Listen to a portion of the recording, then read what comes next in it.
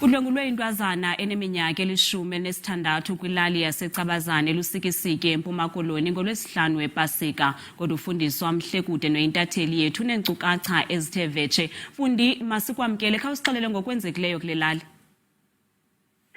Inkosi Lisa, ngokwengxelo esiyifumana kumapolisa, lento yenzeke cha kwilali yaseCabazana emaxesibeni hayi elusikisiki.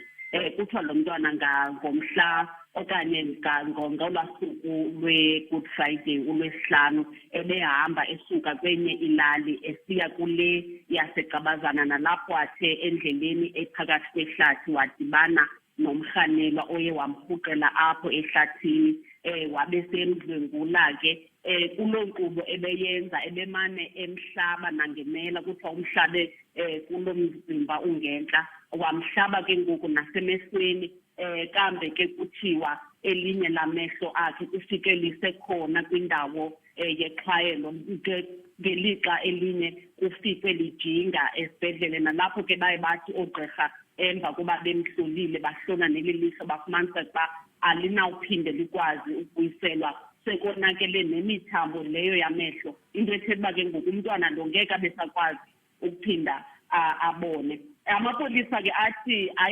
ayaphanda, acela futhi noncedo kubahlali mhlawumbi abanokuthi kukanti banolwazi ngomrhanelwa nokuba uphi na. Kodwa ke usapho ngoku ndithetha nawe Lisa lusendleleni eya esibhedlele apho eMthatha apho kuthiwa le ntwazana iye yaleqiswa khona, nalapho ke siyeva ukuba ikwimeko engentlanga. Kodwa ke sizawuthi emva kokuba sithethile nje nani sizama ukubafumanisa uba bandawoni na enzela uba sikwazi ukuba ze sibone nathi siziyele siyobona uba ithini na into. Ndiqinisekile uba ngeza ndaba zentsimbi yesixhenxe sawube sinolwazi olupheleleyo uba kwenzeka njani, ithini imeko yakhe, luthini usapho lona ngale nto yenzekileyo.